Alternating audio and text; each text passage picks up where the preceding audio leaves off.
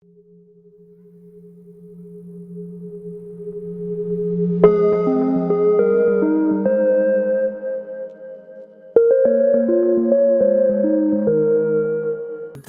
nama saya Kevin Deswahotowo. Saya adalah mahasiswa Unimed Program Studi Manajemen tahun 2019.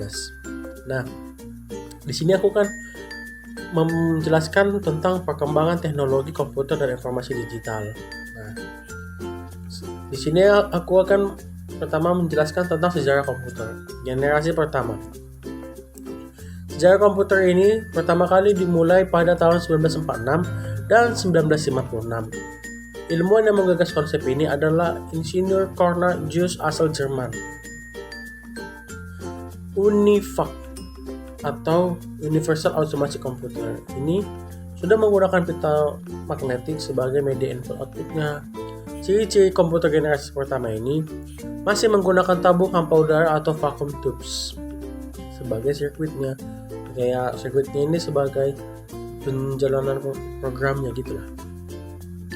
Lalu memiliki media penyimpanan luar berupa magnetic tape atau magnetic drum. Lalu ini hanya bisa dikendalikan oleh bahasa mesin. Itulah yang generasi pertama masih jadulnya. Nah, kita masuk ke generasi kedua. Di sini perkembangan komputer ini sedikit bertambah lah, gitu.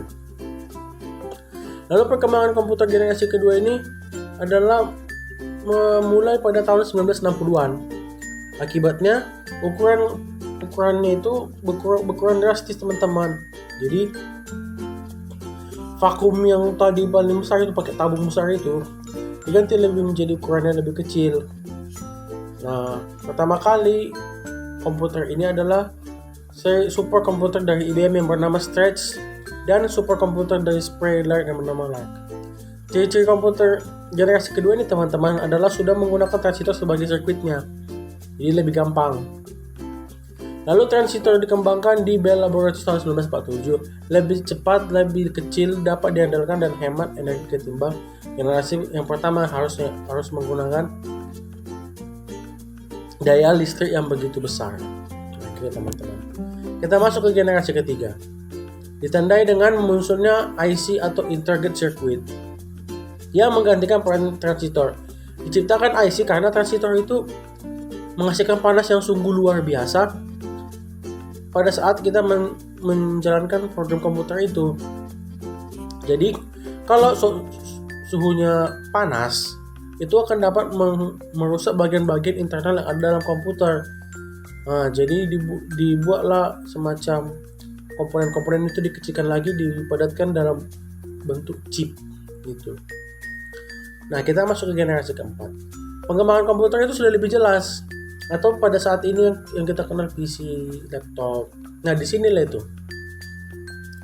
Pada tahun 1981, IBM itu memperkenalkan penggunaan personal komputer atau yang kita kenal itu PC. Perkembangannya itu sudah sangat luas sekali. Dari generasi 1, kedua, ketiga, dan keempat ini. Ciri-cirinya itu sudah mulai dikembangkan oleh komputer mikro yang menggunakan prosesor sebagai purpose mikroprosesornya. Gitu. Pada generasi ini, hampir sebagian besar komputer itu sudah memakai software Microsoft Windows. Nah, yang dibuat oleh Microsoft Corp. Kita lanjut ke generasi kelima. Generasi kelima ini sudah canggih sekali. Ini komputer jarang sih ada yang punya gini. Karena di generasi kelima ini komputer dikembangkan sejak tahun 1985. Contoh komputer generasi kelima ini adalah komputer HAL 9000. Tetapi HAL 9000 ini masih jauh dari kita. Komputer ini dapat menerima instruksi kita secara lisan dan mampu meniru latar manusia. Mampu meniru nalar manusia. Kenapa seperti itu? Jadi komputer ini tanpa kita harus mengetiknya, kita hanya mengucapkan, maka komputer ini akan menjalankan sesuai dengan perintah kita. Itu jadi itulah pengertian.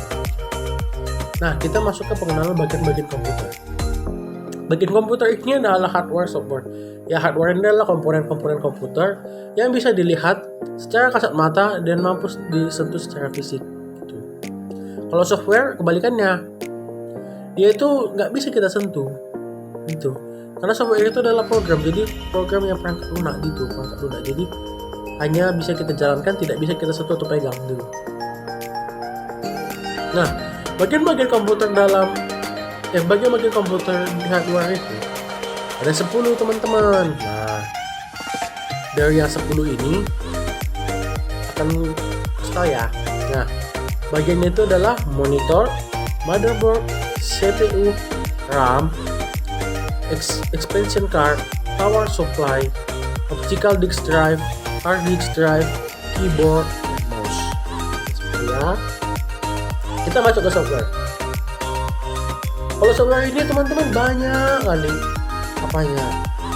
macamnya, banyak kali, sehingga nggak bisa kita sebut, nggak bisa itu pakai jari gitu. Misalnya nih aku kasih tahu seperti Microsoft Word, PowerPoint, Microsoft Access, Mozilla Firefox, Google Chrome, dan game-game yang kalian mainkan pun itu termasuk software gitu teman-teman. Sekarang kita masuk ke perkembangan teknologi digital. Aku jelaskan dari ponsel ya. Dulu sebelum ada ponsel ini, kita dulu di bagian negara bagian barat itu sudah menemukan yang namanya telepon rumah kayak gitu. Ini yang ditemukan oleh Alexander Graham Bell gitu. Nah, karena ribet, jadi ada seorang penemu yang menciptakan telepon lebih praktis lagi. Kan kita nggak mungkin bawa yang besar gitu kan, lebih praktis lagi. Nah, ini ponsel ini digunakan pertama kali di negara bagian barat. Nah, pertama kali ada suatu penemu gitu, dia lagi tersesat gitu. Nah, dia kepikiran gimana kalau misalnya aku membuat suatu temuan telepon genggam ponsel gitu, dia nggak susah menghubungi gitu. Jadi mereka menciptakannya, dan pada tahun 1990-an revolusi digital ini menyebar dari negara ke negara dan seluruh dunia.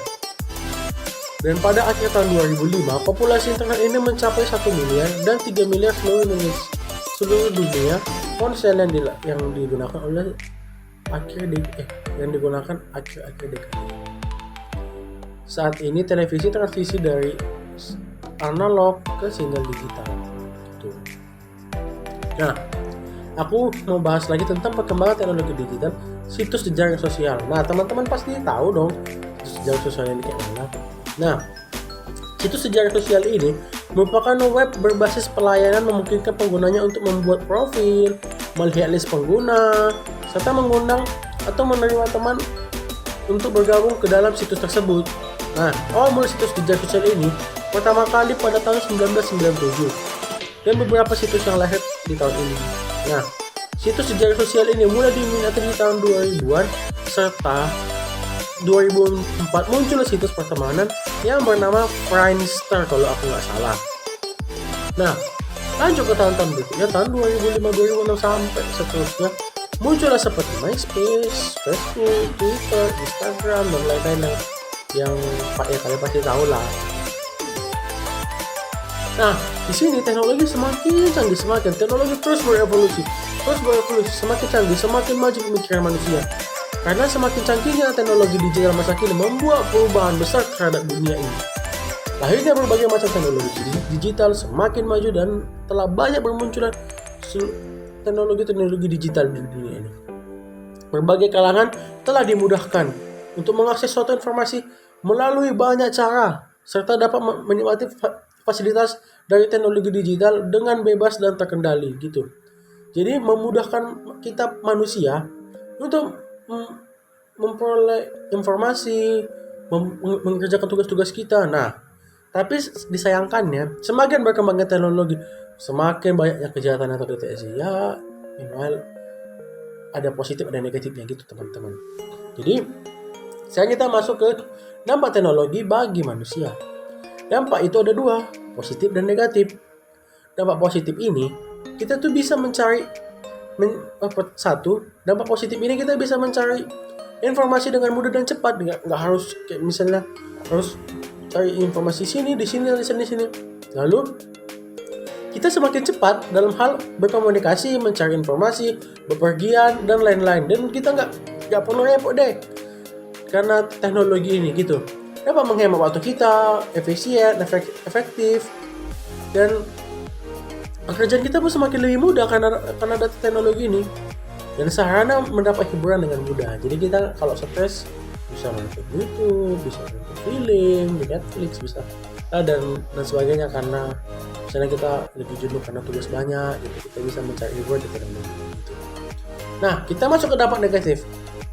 Dampak negatif teknologi ini adalah karena penyalahgunaan manusianya sendiri, teman-teman. Karena manusianya salah gunakan, jadi kita kayak pengennya selalu instan. Jujur aja lah, aku memang kayak misalnya jadi pengen instan, nggak mau ada proses kayak gitu. Lalu terutama misalnya kita penyalahgunaannya di bidang sosial media. Kita tuh kayak misalnya bahasa kerennya sekarang kayak suka stalking orang, cari-cari keburukannya gitu. Apalagi dalam sosmed gitu. Lalu banyak sekali kita dapat beredar informasi hoax, nggak benar gitu, dan informasi yang kurang mendidik. Dan satu lagi, karena dampak negatif teknologi ini, manusia sekarang, apalagi tuh khususnya masyarakat Indonesia, nggak mau lagi kayak baca buku, mencari koran, mencari informasi di koran. Jadi pengennya gampang, serba gampang gitu semua gitu. Itulah dampak negatif dari teknologi zaman sekarang. Nah, kesimpulan yang bisa aku ambil dari sini, informasi yang ada itu, teknologi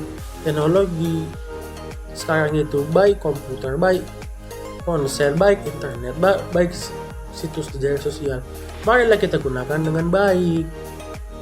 Jangan kita salah gunakan, karena sumber informasi ini tidak berasal dari satu orang saja gitu.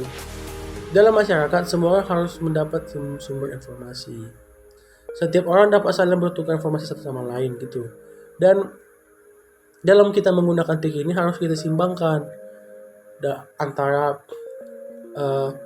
membaca buku juga harus kita simbangkan dengan mendapatkan dari internet gitu. Jadi kita tuh harus jangan nggak mau ada proses gitu, dan tidak mau ada proses. Kita tuh sebagai manusia tuh harus ibaratkan janganlah sampai teknologi yang mengatur kita, karena teknologi itu buatan manusia. Kita yang harus mengatur teknologi itu gitu, teman-teman. Terima kasih. Saya Kevin Yosua pamit undur diri. Terima kasih semua.